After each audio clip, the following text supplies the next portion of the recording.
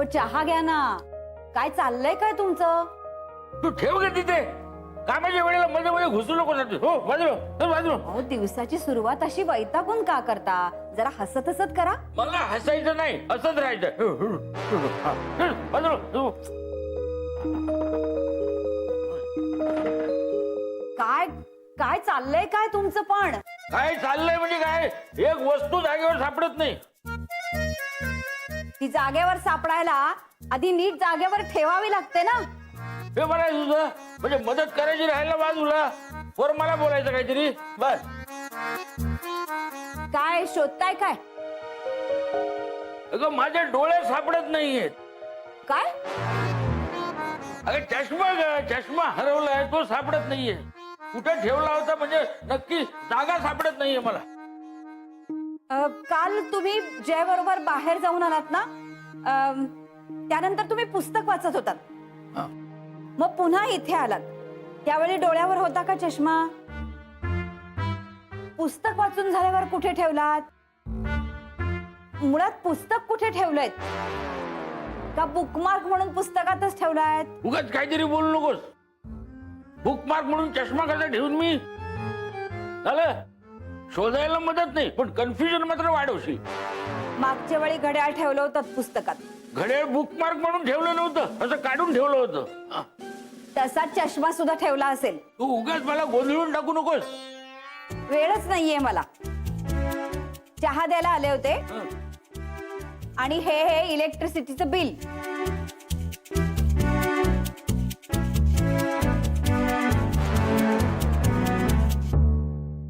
चष्मा मिळाल्यावर वाचा, नाहीतर मी वाचून दाखवू का?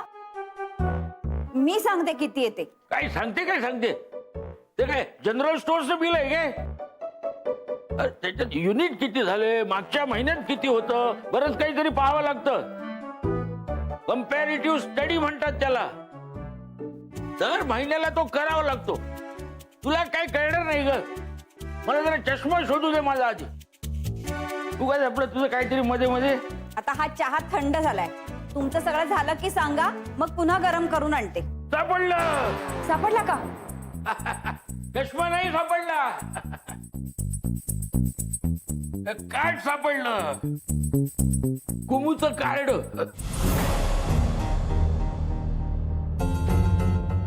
चला चष्मा नाही तर कार्ड तरी सापडलं.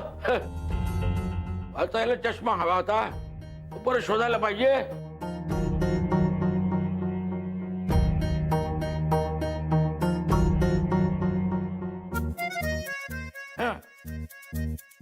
हा तू काय म्हणत होतीस? मी इथं बसलो होतो पुस्तक वाचत. मग हे पुस्तक इथून उचललं हा आणि इकडे नेऊन ठेवलं. पण त्यावेळेला चष्मा कुठे होता? डोक्यावर? काय कळत नाही, सापडत नाही. इथं पडलंय काय?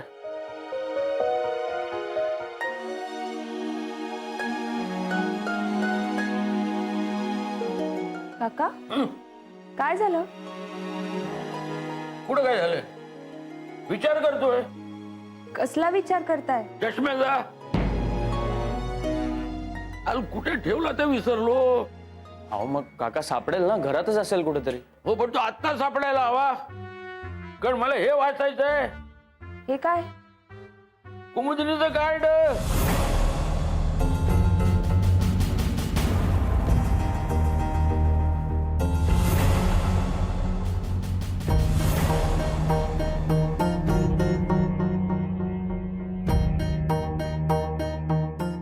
तुम्हाला सांगतो, कुणीतरी मुद्दाम लपवला असणार.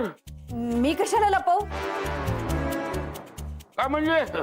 मला कुमुदिनीला भेटता येऊ नये म्हणून. पण आता मला हे कार्ड सापडलंय. मी आता कुमुदिनीशी वळणार. जय हा तुझा जरा मोबाईल दे, माझा जरा आतमध्ये. अरे हवं तर तुझ्या मोबाईल मध्ये मी बॅलन्स भरतो. आता दे मला.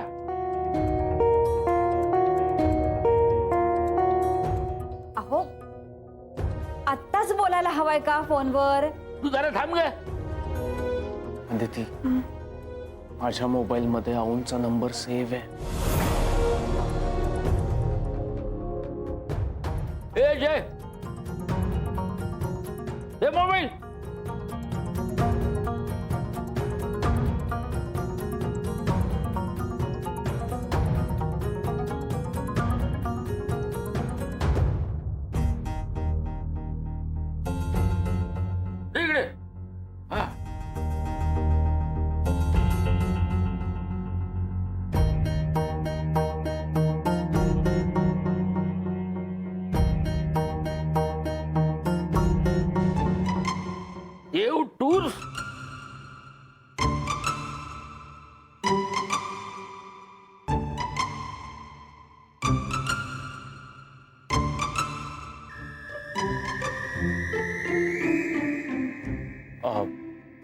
काका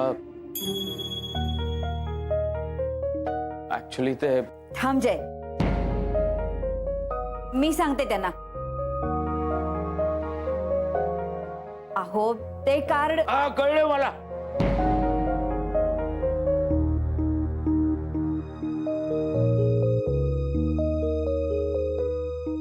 कुणीही काही सांगायची गरज नाहीये मला. काय माझा उत्साह क्षणिक होता. अरे हे कार्ड तुमच्या कंपनीचं आहे, देव टूर्स.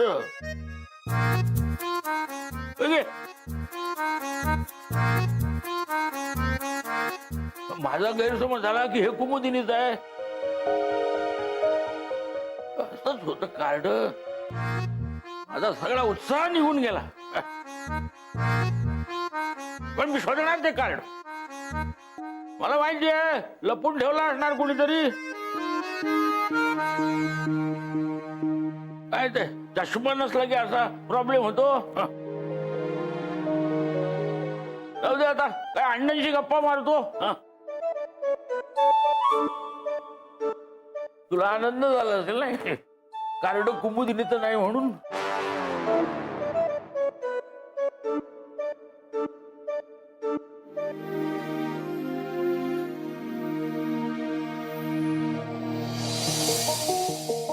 हे काय अकाउंट्स ते मलाही कळते अरविंद, पण ही एवढी मोठी फाईल, सर तुम्ही सांगितलं होतं ना अकाउंट्स हवे तुम्हाला गेल्या वर्षीच्या सगळ्या इंटरनॅशनल टूर. ही एवढी मोठी फाईल घेऊन त्याचं काय करायचं मी? ही एवढी मोठी फाईल मी चेक करत बसू? सर अरविंद, याच्यातला एखादा पेपर मला हवा असेल तर मी काय करायचं मला सांगा. सर मी सांगतो ना सर तुम्हाला. प्रत्येक वेळेस तुम्हाला विचारत बसू का मी?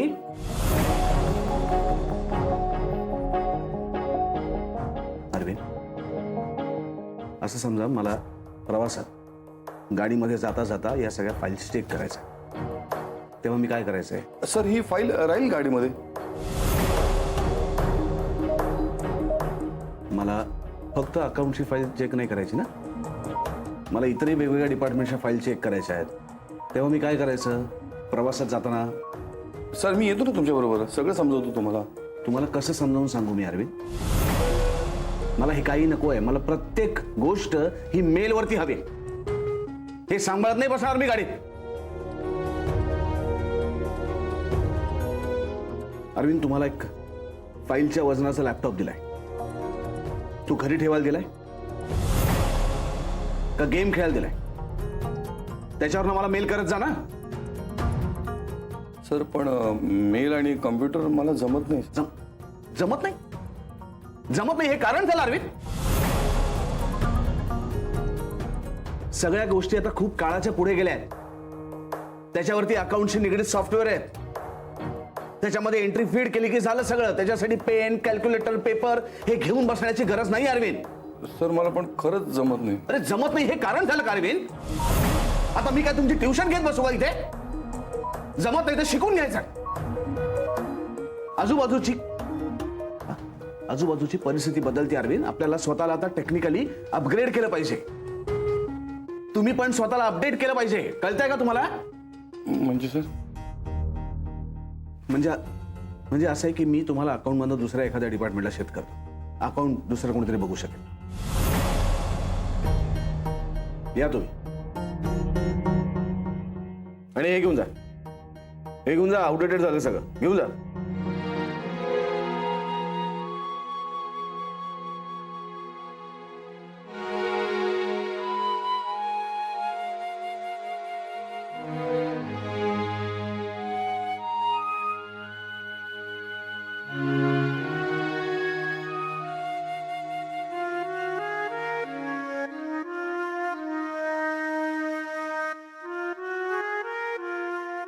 मागे एकदा मुलीने निबंध लिहिला होता, कम्प्युटर एक वरदान. खूप कौतुक केलं ते मी. आता हे पुन्हा स्वतःशीच बडबडायला लागले वाटतं. परमेश्वरा,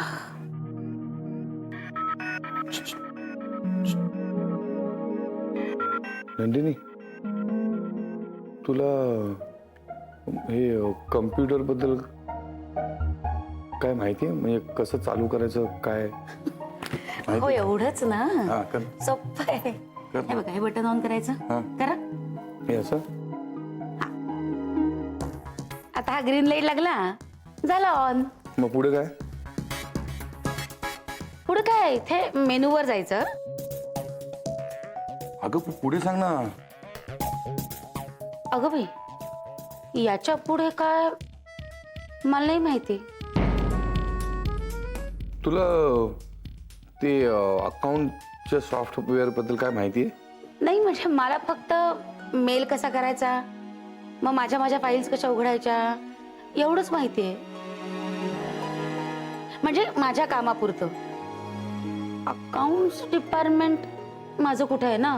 ते माझं आहे ना आणि राहायचं असेल तर मग हे सगळं शिकावं लागणार. म्हणजे सांगतो. कोणाला माहिती आहे? तिलोत्तमा तुला हे अकाउंटच्या सॉफ्टवेअर बद्दल काय माहिती आहे? का अचानक काय झालं? काय ते सरांना हे सगळं ऑफिस काय हाय काय म्हणत हायटेक. हा हा हायटेक करायचं ना त्यामुळे सगळं त्यांना ईमेलवर पाठवायला लागणार. त्यांना अकाउंटच्या फाईल्स नको आहेत. अहो खूप सोपं आहे ते. हो ना मग जरा प्लीज मला शिकव ना प्लीज. 1 मिनिट. मी सोपं आहे म्हटलं मला नाही येत. पण आता एवढी माणसं वापरतात म्हणजे सोपंच असणार ना. हे कधी सांगणार? काका मी बघू का? हा बघ ना.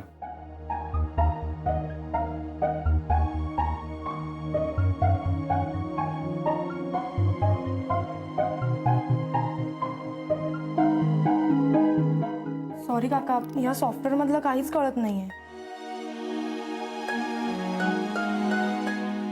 जय काका हळूहळू जमेल. अरे हळूहळू इथे वेळ कोणाला आहे? काका 1 मिनिट मी बघतो. हा बघ बाबा ये.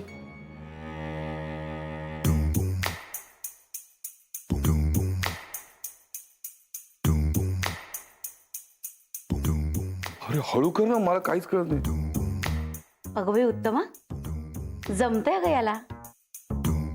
काका हं? यात ना आपोआपच बेरीज वजाबाकी होते. हं? फक्त सेटिंग परफेक्ट व्हायला हवी. अरे मग सांग ना विचारायचं काय? हो काका विचारत नाहीये सांगतोय कारण मला याचं सेटिंग माहिती नाहीये. आता बोललाच कसा तू? काका जनरल नॉलेज पण या सॉफ्टवेअरचे ऑपरेशन्स काय आहेत ना ते मला माहिती नाहीये. नाही पण थोडी प्रॅक्टिस केली ना तर जमेल सगळं.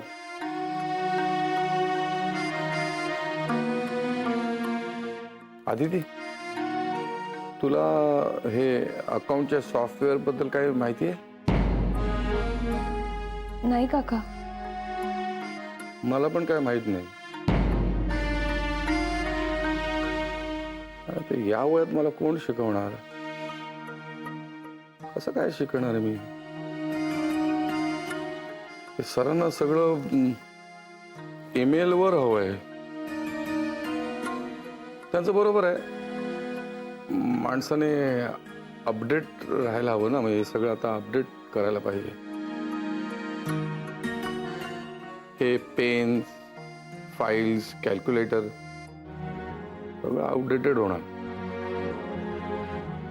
माझ्यासारखं जुनं आउटडेटेड वस्तूंची किंमत ती काय आहे? काहीच उपयोगाच्या नसतात ना त्या. ठेवायचं म्हटलं तर मग अँटिक पीस म्हणून.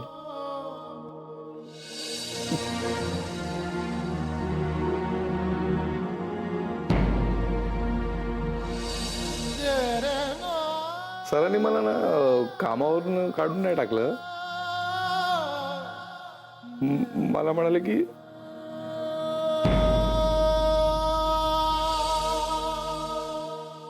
दुसरीकडे शिफ्ट करतो.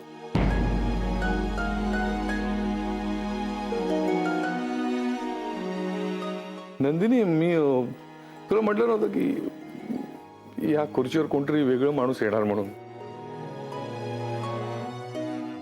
येईल नक्की. म्हणजे तशी ही खुर्ची रिकामी नाही राहणार.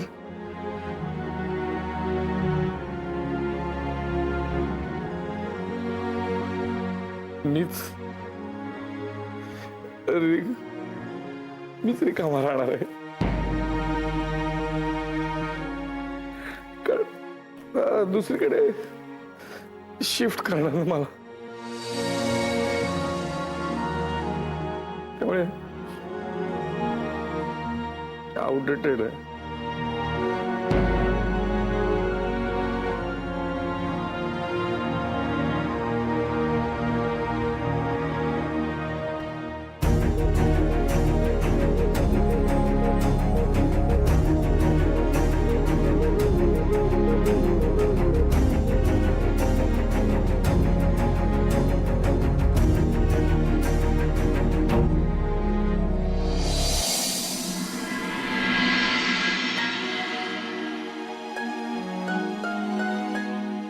तू सुद्धा अरविंद काकांचाच विचार करतोय?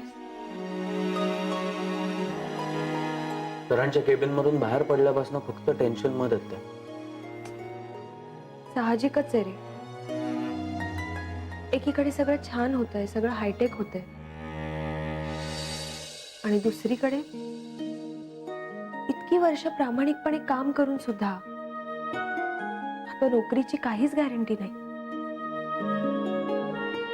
त्यात 2 मुलांची जबाबदारी. अरविंद काकांना असं कधीच पाहिलं नाही रे.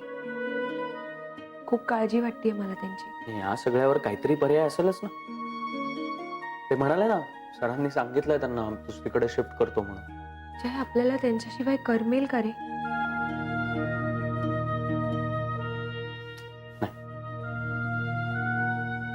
अरविंद काकांची खूप सवय झाली आपल्या. त्यांनी सावरलेला प्रत्येक गोंधळ, त्यांनी सावरलेला प्रत्येक क्षण, आणि ह्या सगळ्यामध्ये त्यांनी आपल्याला दिलेली साथ. ऍक्च्युली त्यांच्यामुळे आपण इथे नोकरी करू शकतो अजून.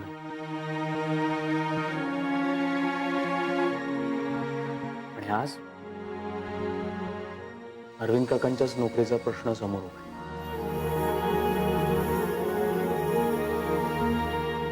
जय, पण मला असं वाटतं सर त्यांच्या बाबतीत इतकी टोकाची भूमिका नाही घेणार.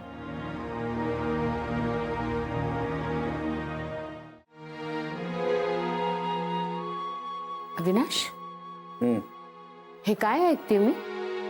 काय? तू अरविंदचं काम काढून घेतलंस? काढून नाही घेतलं, शिफ्ट केलं दुसऱ्या डिपार्टमेंट. आणि अकाउंटंट आपल्याला दुसरा कोणी मिळू शकतो, सहज मिळेल. मिळायला काय, काहीही सहज मिळतं रे. पण जी माणसं इतकी वर्ष आपल्या बरोबर आहेत त्यांना सोबत घेऊन पुढे जाणं महत्वाचं नाहीये? नाही, मलाही आवडलं असं. पण जे काही होतंय त्याला मी एकटा जबाबदार नाहीये. आपली स्वतःची प्रोग्रेस करणं हे प्रत्येकाच्या हातात आहे. अविनाश, अरविंद आपले जुने एम्प्लॉई आहेत, अत्यंत प्रामाणिक, इतकी वर्ष अकाउंट्स बघतायत ते. कधी एका पैशाची तक्रार नाही आपली. आणि तरीही त्यांना तू. मी त्यांना नोकरीवरनं काढलेलं नाही आहे. मी त्यांना फक्त दुसऱ्या डिपार्टमेंटला शिफ्ट करतो, आणि तसं मी त्यांना सांगितलंय. पण त्यांना त्यांच्या पोस्टवरनं बाजूला करणंच मला आवडलेलं नाहीये. अहो प्लीज, हे बघ, माणुसकी दाखवून व्यवसाय नाही करताय. भावनांना बाजूला ठेवावं लागतं, प्रॅक्टिकल राहावं लागतं, आणि प्रसंगी कठोर निर्णय घ्यावे लागतात. आणि हे सगळे निर्णय घेत असताना माझ्याबद्दल कोण काय विचार करतो यांनी मला काहीही फरक पडत नाही. कधी कधी एखादी गोष्ट पटत नसली तरी सुद्धा ती करावी लागते. तेच तर मी तुला सांगण्याचा प्रयत्न करते. पटत नसलेल्या गोष्टी करायच्या, मनाविरुद्ध निर्णय घ्यायचे, आणि त्याला प्रॅक्टिकल असं लेबल लावायचं. सगळ्या भावना बाजूला ठेवून कठोरपणे वागायचं. हे सगळं करताना आपण हळूहळू आपण आपलं खरं वागणं विसरतो अविनाश. अहो, मला एक सांग, तू अतिशय प्रॅक्टिकल वागतोस, कठोरपणे वागतोस, नेहमी गंभीर असतोस. मुळात तू तसा आहेस का? अरे आनंदी राहणं, हसणं विसरलायस तू. मला सांग, हसता येतं का तुला? मी असू शकतो.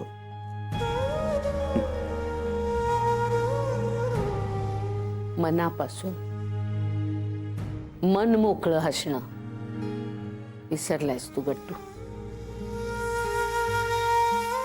आणि त्याचा कदाचित बिझनेसवर काही परिणाम होणार नाही, पण तुझ्यावर नक्की परिणाम होतोय.